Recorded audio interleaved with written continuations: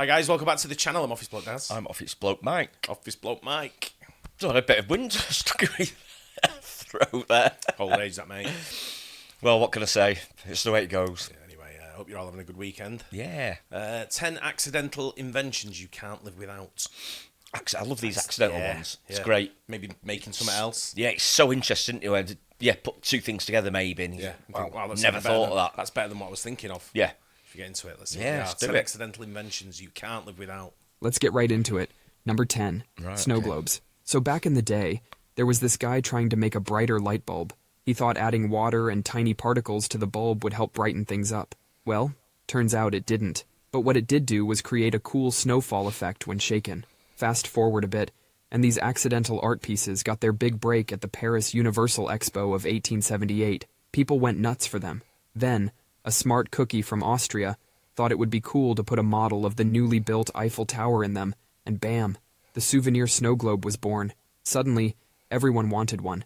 People really liked the idea of taking home a piece of their travels without the hassle of, dragging the actual Eiffel Tower with them. Number 9, the Popsicles. Yeah, I like that. It's very good. I'm not sure if you can't live without it, but Well, yeah, you I know. think most people have either owned a snow globe or own a snow globe. Yeah, true. Right? Yeah, It's very, absolutely. very, very common. Absolutely everywhere. They Yeah. still are, especially if you go around to seaside towns. Yeah, if you go anywhere, Still got them everywhere. any tourist area, you'll see snow globes. True. It's yeah. probably one of the biggest tourist sort of like things to sell. I just like the entrepreneurial spirit where someone's had the idea of doing it, of thinking outside the box Yeah. and thinking, and then If I put the Eiffel Tower in there, then do it. Yeah, we can sell it as a. you put anything in there. You now, know. Come, yeah. come Christmas time, and people put all the winter wonderlands in there. Yeah, and of shake course. It and, Got all that in there, boom, all the reindeer Yeah. and stuff like that. All sorts. Genius. This one was invented by an 11-year-old kid named Frank Epperson back in 1905. After a day of playing around, he left a drink he had made from flavored soda powder and water outside overnight. The next morning, Frank finds his drink has turned into a block of ice, and the steering stick is still inside it. He sees this and pulls the frozen treat out by the stick. Frank named his invention the Epsicle, and it quickly became his favorite treat. It was also a hit with all the kids in the neighborhood. Years later, his kids start calling it Popsicle, so he changes the name to Popsicle, and thank goodness he did, because Epsicle sounds like a medical condition. Does. Number 8, potato chips. So, there was this chef named George Crumb. In 1853, he was working at a fancy restaurant in New York. One day, a picky customer sent back his French fries. He was complaining that they were too thick and soggy, and not salty enough. George wasn't in a good mood that day, and decided to teach this customer a lesson. Crumb sliced the potatoes super thin, fried them until they were super crispy, and then dumped a bunch of salt on them. But the customer loved them, and everyone kept coming to his restaurant to try this new salty, crispy potato chips. Wow. Number 7, tea bags. Alright, so we're in the early 1900s New York. Thomas Sullivan was a tea merchant. Sending tea samples to customers was a common thing back then, but while other merchants were using expensive metal boxes to send their tea samples, Sullivan had a different plan. He thought, why spend so much on metal boxes when I can use something cheaper? So, he decided to go for silk bags instead. His customers were a bit puzzled at first. They had never seen tea sent like this. Instead of opening the bags and making the tea the traditional way, they thought they should pop the silk bag into a cup and pour hot water on it. And just like that, they discovered a super easy way to make tea. Turns out, people loved this new tea-making method. Wow. It goes to show, I think, with like inventions, how simple some of them can be. Oh, absolutely. Big time, yeah. I mean, you look at a lot of the stuff I've said this many times, you look at a lot of things we use now, they weren't around 20 years ago. Yeah, true. You know, but it's like then you've got things like this that have been around, Popsicles, probably still one of the, biggest selling things in the world. Exactly. And you think... tea bags. You think we must have got to a stage where everything has been invented that should be invented, but it's not. So there's technology. Still, you think, everything's been done now, but there'll be something else out there, something simple like this that will work, that will make you a millionaire. Yeah. We'll just need to find out what it is. Yeah, That's all. I know. It was so much simpler and less messy. They started reaching out to Sullivan, asking for more of those handy tea pouches. Seeing how popular this accident had become, Sullivan got a brilliant idea. He started selling tea in these bags officially, and boom, his business took off like a rocket.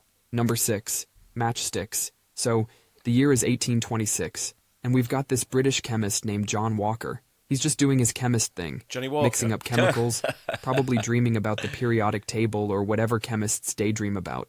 Then he notices this crusty, dried-up lump at the end of his mixing stick. So, Like any sensible person faced with a mess, he decides to scrape it off, but the thing bursts into flames. Walker thinks this could be a business idea, so he starts making and selling matchsticks at his local bookstore.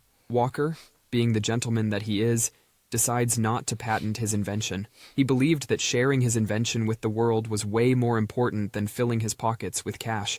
So naturally, other inventors copied his invention and started selling matchsticks. Despite missing out on becoming the Bill Gates of his time, Walker didn't do too bad for himself. He stuck to his day job as a pharmacist and eventually retired comfortably. Number 5. Ice cream cones. Let's zoom back to 1904. We're in the middle of the St. Louis World's Fair. This place was where all the coolest inventions of the time were on display for everyone to look at. Ernest Hamwi is an immigrant from Syria, and he's here selling zalabia, which is this super tasty, crispy, waffle-like pastry. Right next to Ernest is an ice cream seller who has a problem. He's run clean out of dishes to serve his ice cream in. No. But Hamwi doesn't just stand there. He takes one of his crispy zalabias, rolls it into a cone, and hands it over to the desperate ice cream dude. The ice cream seller then scoops some ice cream right into this newly formed cone. The customers lose their minds over this revolutionary way to gobble down ice cream. It's portable, it's convenient, and it's delicious. What are the chances of that? Absolutely. I mean, They could have been they could have been on different sides of the fair. that could never And have it would happened. never have That happened. might ever happened, ever. Yeah. You still might not be able to get one now. No. So I wonder what ice cream can go with if someone's next to you. Wow. That's incredible, isn't it? What are the chances? Yeah. Like I say? That's just that's blown my mind, that one. Number 4. Cornflakes. It all started with the Kellogg brothers, John and Will. These two were running a hospital. Their job included making sure their patients ate healthy food, which often meant baking bread. But one day, something unexpected happened. The Kellogg brothers had prepared a batch of wheat dough for their daily bread-making task, but they accidentally left this dough out overnight. By the time they got back to it, the dough had started fermenting. John tried to fix things by rolling out the dough. He was hoping to get rid of the extra water, but instead he got wheat flakes. His brother saw a golden opportunity in these flakes. He decided to sell them, but with corn instead of wheat. John wasn't too happy about this, because he believed it was wrong to profit off what was meant to be a health food. But Will went ahead anyway. He started the Kellogg Company. He also added sugar to the cornflakes to make it more tasty and started marketing it to kids. Number 3, Vaseline. So, back in the 1800s, there was a chemist named Robert Chesbrough. He was visiting some oil rigs when he noticed something cool. The workers at the oil rig were using this weird, jelly-like gunk that built up on the machines to help heal their cuts and burns. This gooey stuff was actually a leftover from drilling for oil, something most people saw as waste. You've got to hand it to the first guy who thought rubbing oil residue on an open wound was a good idea. But, it turns out, they were onto something. Chesbrough decided to work on refining this goop, and he created what we now know as Vaseline. But convincing people to buy it wasn't easy at first. Imagine trying to sell something that came from oil rigs for skincare. Tough sell, right? Chesbrough would actually burn himself on purpose, and then apply Vaseline to show how it helped heal his skin. He was so convinced of Vaseline's benefits that he ate a spoonful of it every day. He claimed it was his secret to a long life, and he lived to be 96 years old. Imagine how long he would have lived if he didn't eat a spoonful of Vaseline every single day. Number 2. Yeah. It's another one. Everyone's got a jar of Vaseline. Absolutely. In the house. Yeah. Pretty much sure, but I everyone's got one. I always wondered why it was called petroleum jelly. Correct. And that's why I never knew it was. I never knew that's where it came from. Yeah. That's absolutely incredible. That is. Yeah. But like I say, everyone's got a tub of it. Yeah, but who'd think of that? Like an offshoot of like the oil refinery business. Well, drilling for oil, and they put it on your skin. Well, I guess at the end of the day, of you've that. got scrapes and burns and cuts and whatever, and you're in the middle of the ocean or wherever you are. Yeah. And he's not, the first aid kits are not as in whenever it was, 19 whatever. Yeah, It's, 1904, 5 was it? Something like I think that. they And you're thinking I need to put something on it, and you're thinking it's got this. I'll just try Yeah, it. but it's strange when it coming from oil. You think it'd be like sting, it'd be sort of like bad for you, but well, Incredible, right? yeah. Microwave oven. Percy Spencer was an engineer working on radar technology. One day, Percy's messing around with these things called magnetrons, which sounds like a villain from a sci-fi movie, but you they're do. actually just fancy tubes that send out microwaves. So, Percy's standing there, probably thinking about what he's going to have for lunch. Then he reaches into his pocket and finds a disaster. His peanut butter candy bar had melted.